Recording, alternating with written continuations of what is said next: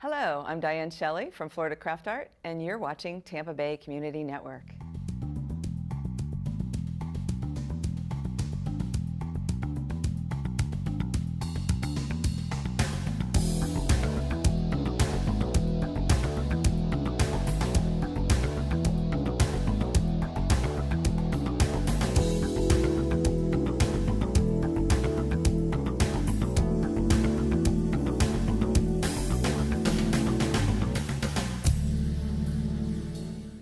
Welcome to Culture Vultures.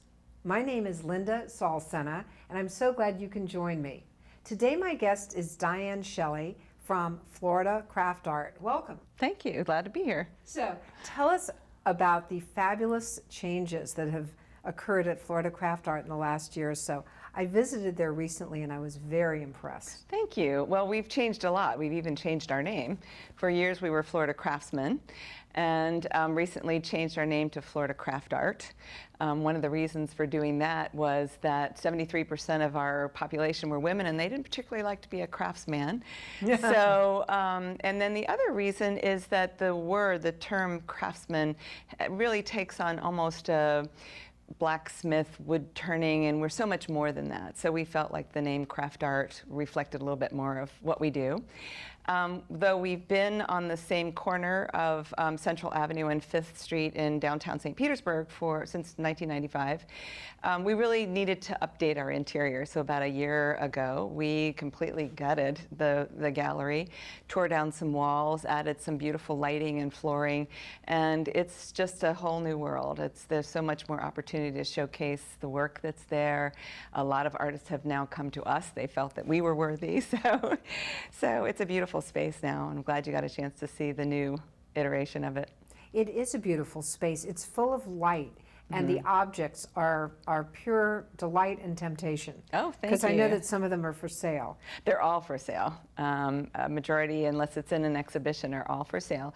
That's basically our mission, is to help artists sell their work, become full-time artists, be able to really make it their lifelong passion, make it something that they can actually make a living from.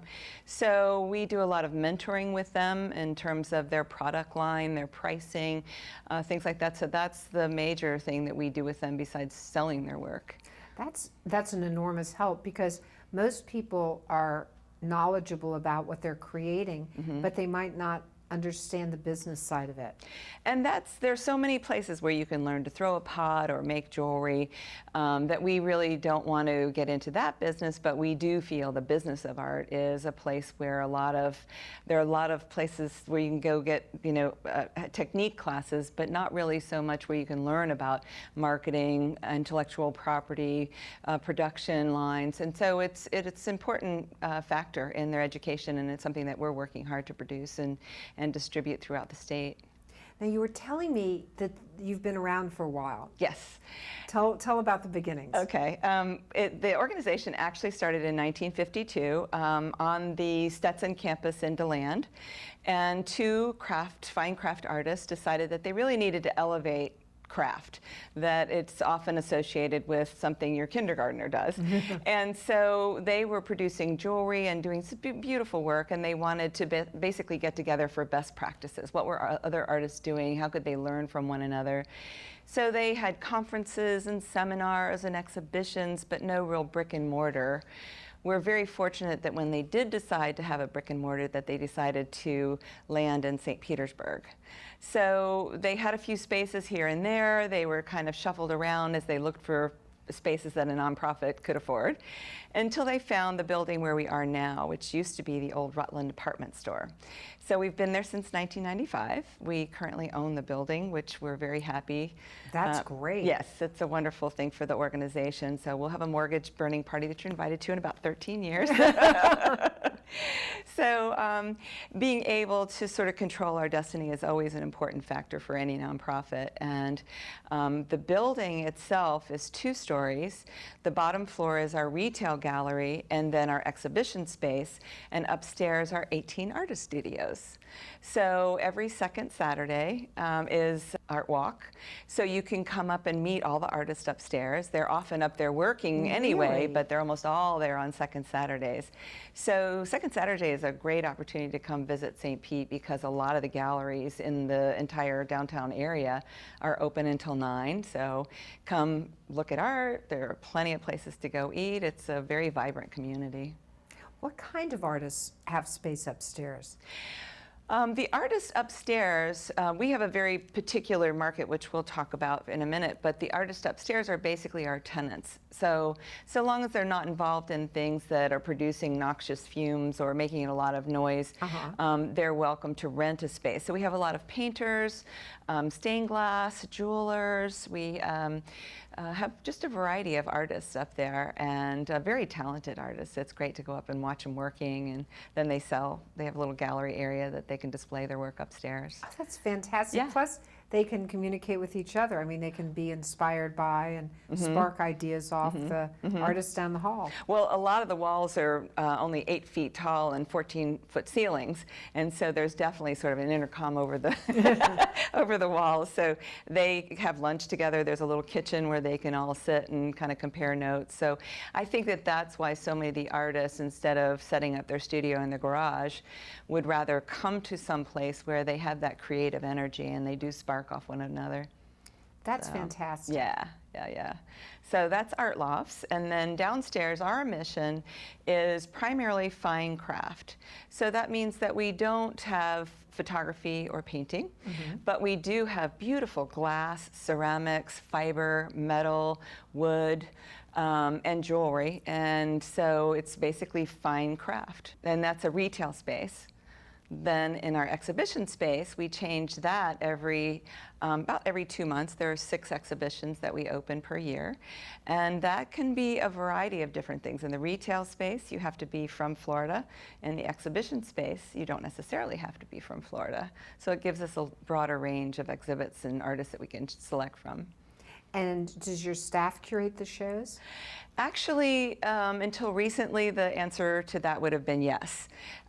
We have grown as a staff and as an organization, and we now hire curators. And so if someone in the community is interested in curating, they can come and suggest a show to us, and we'll take a look and see if that's sort of along the lines of what we're looking for. Or there are certain artists that we ask them to come in and do solo shows. We may have a theme, so it really depends. We have a whole committee that puts together the exhibitions each year. That is excellent because it creates variety and also different points of view. I think that's a terrific approach. And one of the things that we haven't done too much, but we will be doing soon, is an open show, which is a call to any artist that is a fine craft artist can put their work in. And the theme for the show is a well-crafted tale. So anything that you can think of a story about, and I think artists don't always recognize that their work really does inspire a story. And I say that because I was having a conversation with an artist who had her work on display. And she said, well, my artwork isn't really about stories. And behind her was this copper construction that looked like an open-ended cage. And on a single filament was a red feather. And that's not about a story. And I just looked at her and went, oh, I can think of a lot of stories there. So I think just the awareness of what you're doing and how you could really inspire a story from that. So that's an open show that any fine craft artist can apply to. And we're going to do a tremendous amount of programming with that. I think, amazingly, we're all thinking the same way, and so many organizations, particularly within St. Pete, have a storytelling theme right now. So we will be collaborating with Keep St. Pete Lit, which is a creative writing organization. It's fabulous. With our poet laureate, Helen Pruitt-Wallace, with AARP, who is a sponsor, and they have a Life Reimagined campaign. What do you do after you retire? There are many stories there. Wow, that's many a stories. Fabulous idea. Yeah. And you know what? Because I believe that great ideas should be stolen immediately. Yeah. I think that that's something that's applicable all over the place. Absolutely, absolutely. That is just Brilliant. And telling the stories of your family. Have you captured your family stories before it's too late and you lose those relatives? And then we'll have storytellers that come in for families so that we can do some fun things with kids. But that particular topic, we like to do things that are fun in the summertime. We've done musical instruments and toys and games, and last summer we had puppets. Oh, that's great stuff. Yeah. And frankly, everybody loves it. They do, and things that that you can relate to. I think that that's one thing that I hope that just through information we can help overcome is there are some gorgeous pieces in the gallery, and a lot of people think, oh, I can't afford that. I can't afford to go in there. We have every price point, and I tend to be someone who gives a lot of what we have there to girlfriends, whether it's a beautiful clay bowl or a necklace that I think suits them. And so there's every price range there and every type of artwork you can think of, because our artists come from all over. I noticed that about your gallery when I visited, and I thought, this is marvelous, because there were some things that were very pricey, but some things that were definitely easy to afford and walk out with. And, yes. Particularly in the jewelry department. Yes. I was saying that I'm amazed before every paycheck you don't have a few things lined up. It is difficult. It's very difficult, but it's like Christmas every day, because we have over 20 new artists that have come to us recently. So there's a wonderful artist who has started to make jewelry out of these beautiful glass bottles, and so now we're all looking for glass bottles for her, because it's beautiful work. That just looking at something a little differently. How many artists do you have? I assume you vet them and you accept them. What is that process like? The process is that an artist would submit, there's an application on our website, which is floridacraftart.org, and they submit images along with some information about their work and how long they've been doing it. A committee comes in once a month and juries to say, is this a well-made product, good quality? Is it something we don't have already? Is it a good price point? Does this product line hold together? And if it looks like it's a good fit both for the artist and for us, then we accept their application. They bring their inventory in, and our gallery manager selects the pieces that we want to start with and show in the gallery. So that's how an artist would originally get into the gallery. Then we have an amazing festival, which is in November. It's always the weekend before Thanksgiving, so it's the 19th and 20th this year. We close off the streets. Central Avenue is closed for the 400 and 500 blocks, and then First Street North and South on 5th Street. And we line the street with over 100 artists, fine craft artists from around the country. Wow. It's fabulous. It's just fabulous. And then we bring in a lot of makers so that you can come. We have a woman who often brings, you could come and dye your own scarf. Duncan McLellan has brought his mobile etching trailer with him so you can etch plates. And this year, just recently he told me that he should have everything in place to bring his mobile hot shop. So he'll be blowing glass there at the at the show. So that's the CraftArt Festival. And as I mentioned, it's always the weekend before Thanksgiving, so you can just go each calendar and put that on your calendar. But there's always food trucks and craft beers and things. And so you all put this together? Yes, and it's free to go to. You don't pay anything for it. Fantastic. And great makers, and those we select as well. We get quite a few that apply, but we only accept as many as we feel are good quality.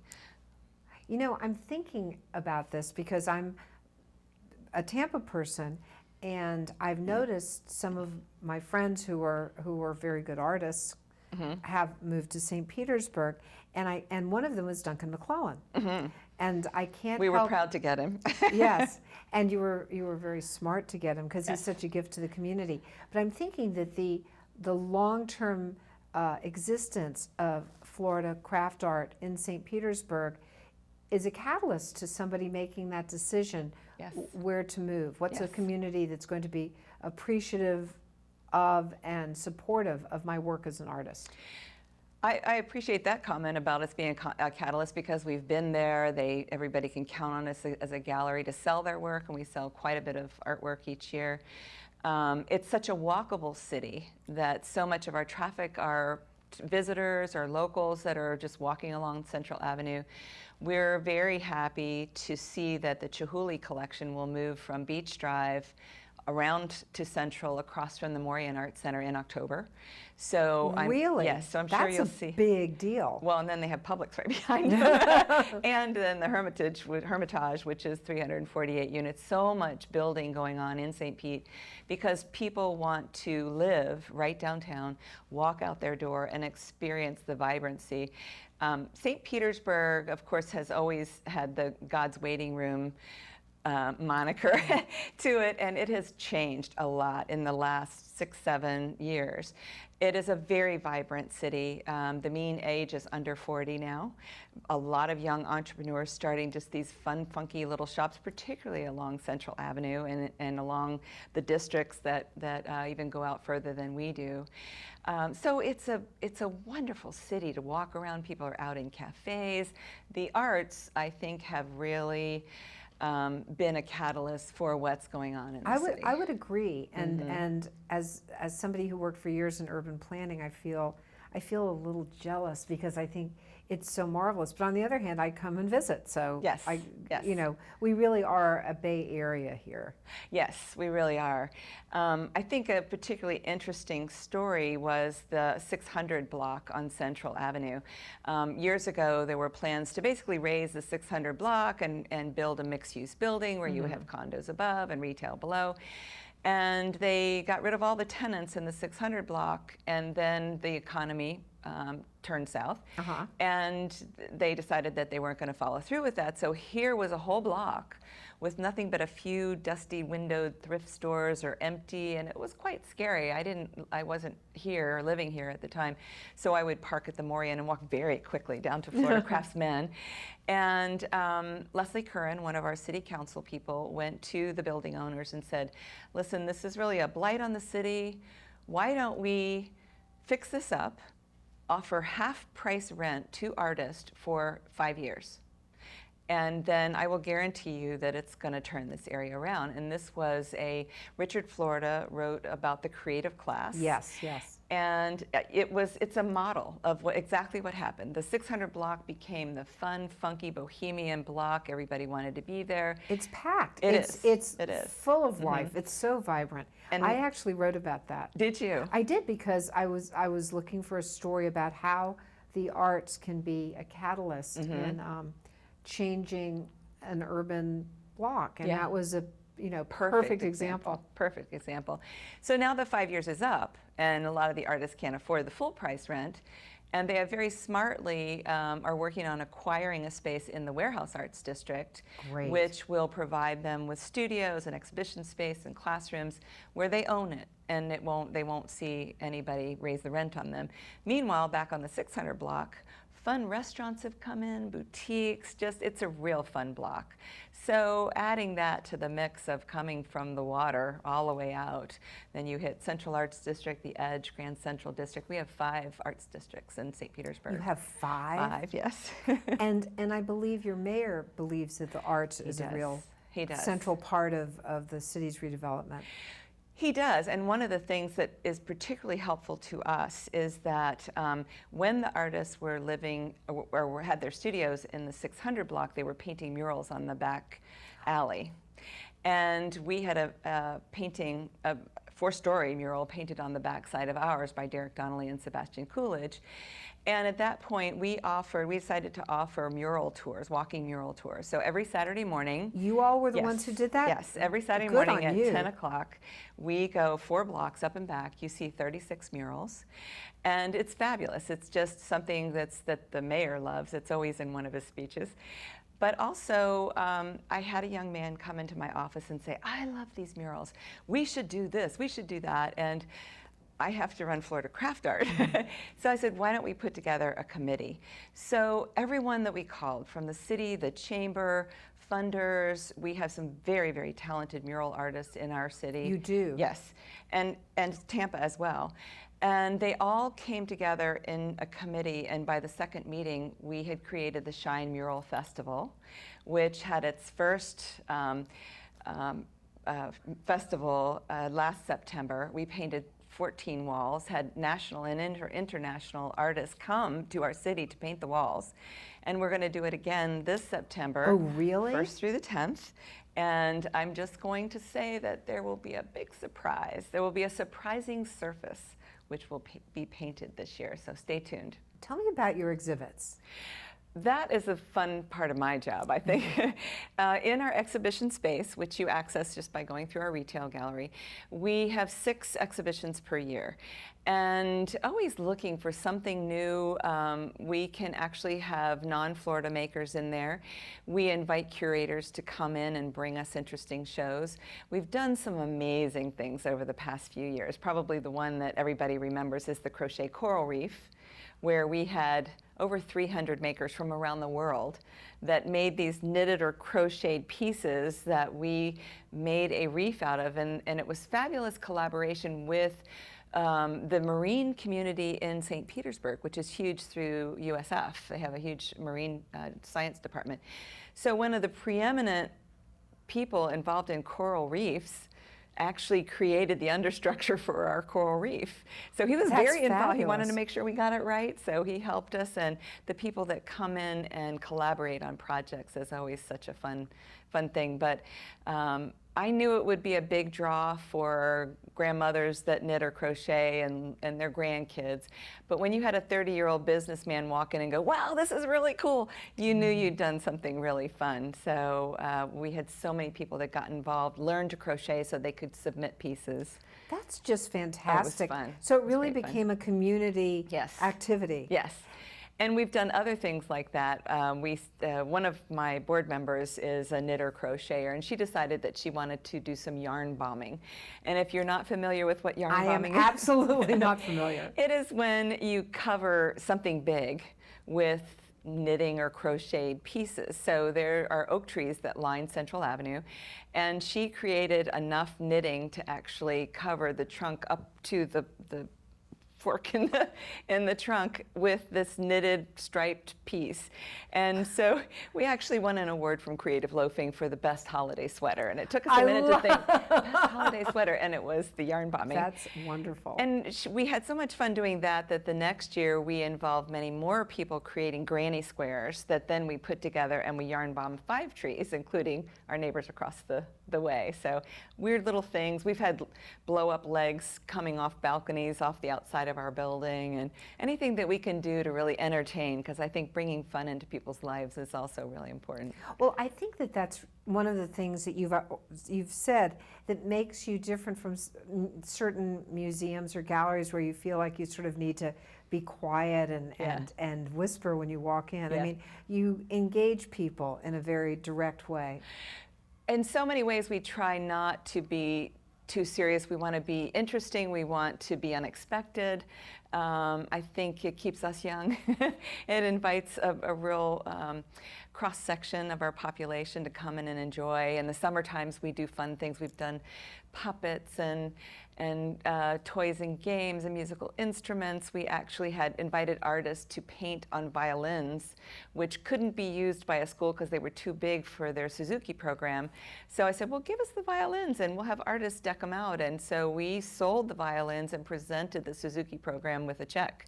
Oh, that's great. That's a win-win. So they could buy the right size violin. So that collaborative spirit is very important in our community. I think it's what makes St. Pete really cool too.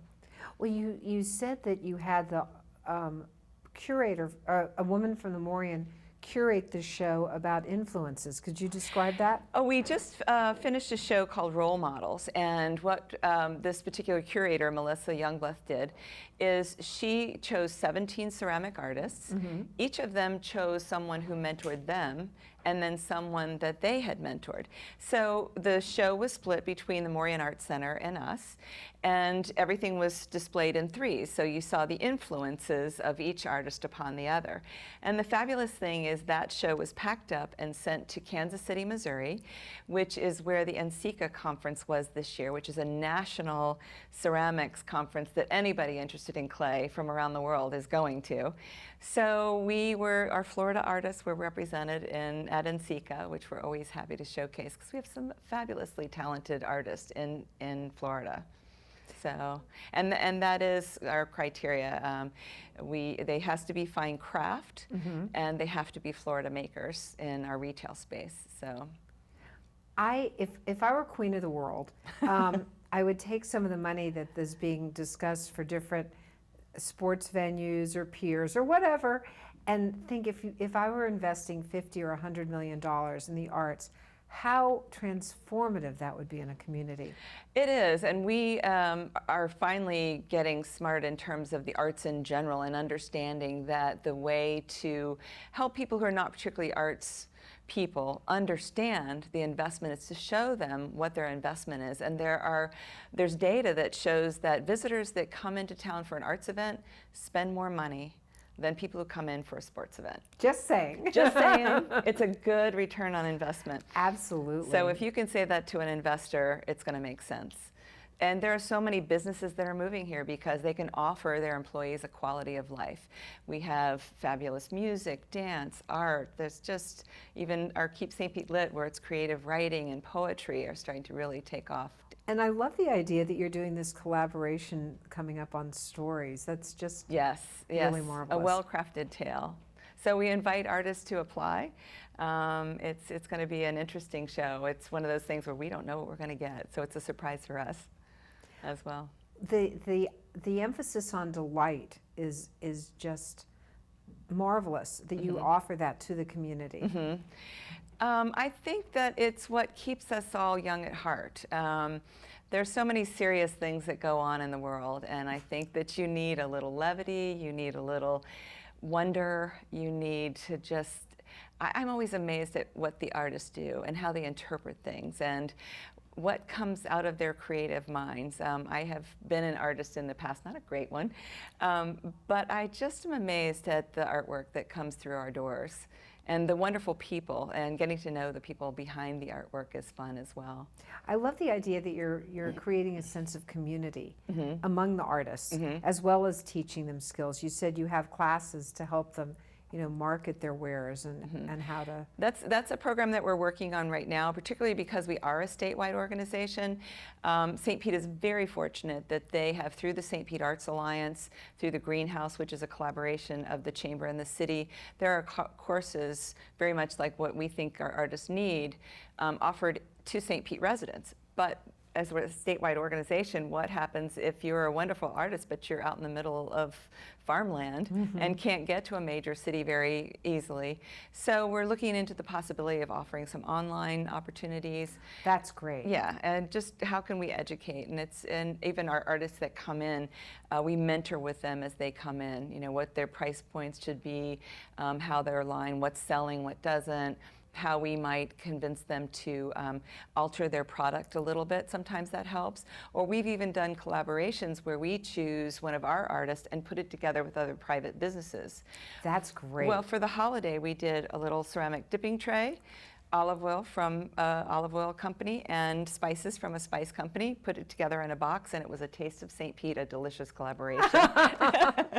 Diane, you are marvelous. Thank you so much for sharing. Thank you so much for the opportunity to just tell everybody how wonderful it is at Florida CraftArt, and hope they come visit us. I hope they do.